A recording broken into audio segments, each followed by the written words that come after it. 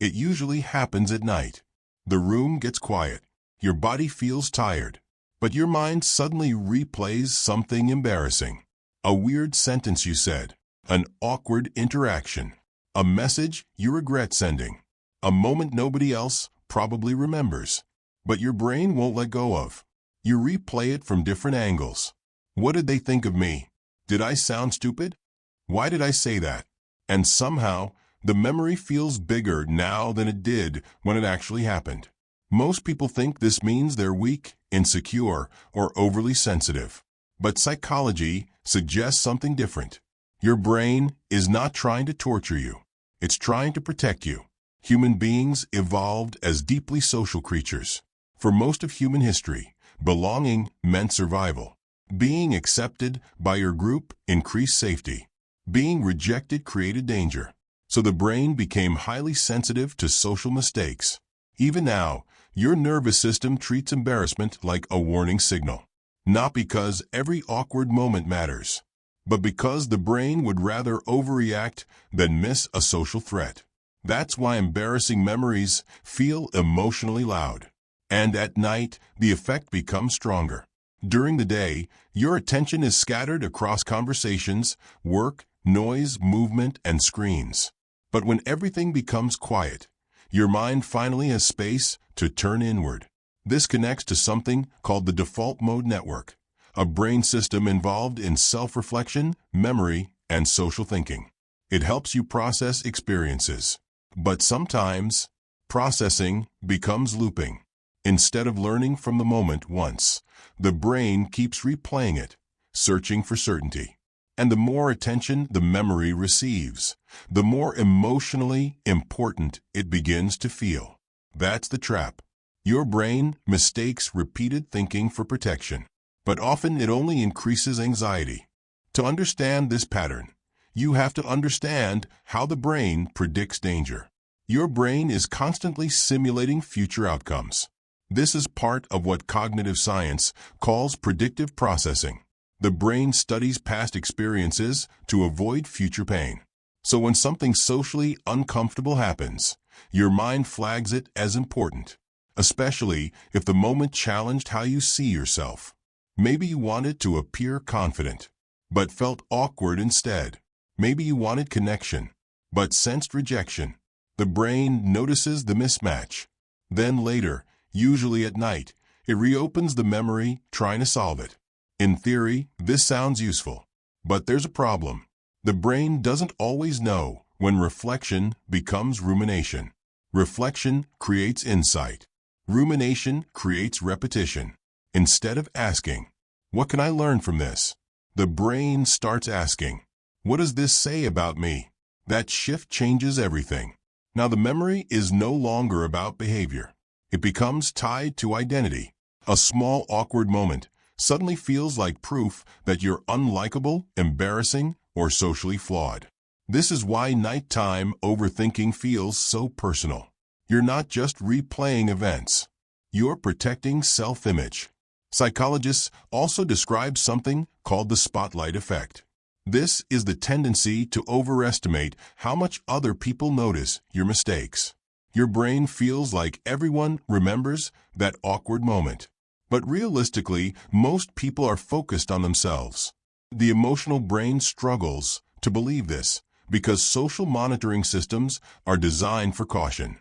And if you grew up in environments where mistakes felt unsafe, criticism, bullying, perfectionism, emotional rejection, the brain becomes even more alert. It learns a hidden rule. If I analyze everything carefully enough, maybe I can avoid future embarrassment. So the replaying continues, not because the brain enjoys suffering, because it thinks constant analysis creates safety. But ironically, it often does the opposite.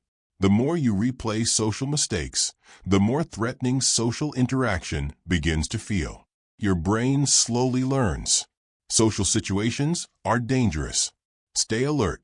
And this creates exhaustion. You become hyper-aware of yourself.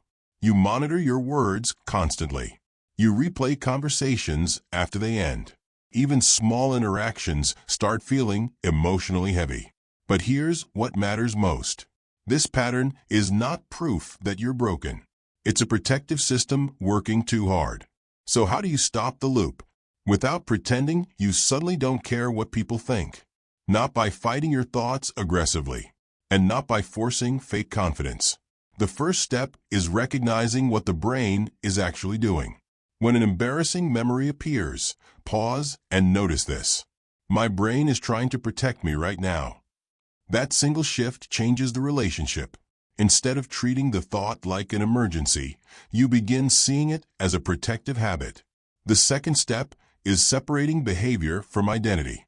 One awkward moment is not your personality. One strange sentence is not who you are. The brain tends to fuse mistakes with identity. I said something awkward becomes, I am awkward. But those are not the same thing. When you stop treating every mistake as a reflection of your worth, the emotional intensity decreases. Another important step is limiting post-event analysis. After a certain point, replaying the moment no longer creates insight. It only strengthens anxiety. A helpful question is, have I already learned what I needed from this? If the answer is yes, continuing the loop will not create safety. It will only create more self-consciousness. You can also train the brain to tolerate imperfection gradually. For example, send the message without rewriting it 10 times. Allow small awkward moments to exist without correcting them immediately. Let conversations end imperfectly. Why does this help? Because avoidance teaches the brain that mistakes are dangerous. But gentle exposure teaches the brain something else. You can survive imperfection. And over time, that changes the nervous system. Self-compassion matters too.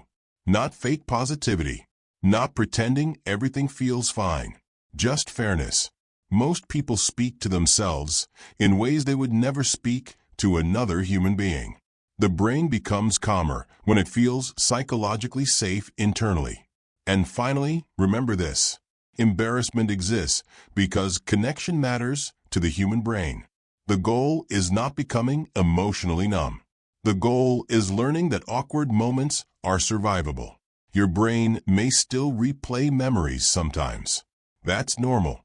But you can teach it that not every social mistake deserves endless attention.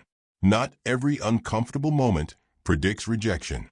And not every memory needs to become a threat. So the next time your mind brings back an embarrassing moment late at night, pause. Not to analyze it more, but to remember something important. Your brain is not trying to destroy you. It's trying, imperfectly, to protect you from pain. And once you understand that, the memory often begins to lose its power.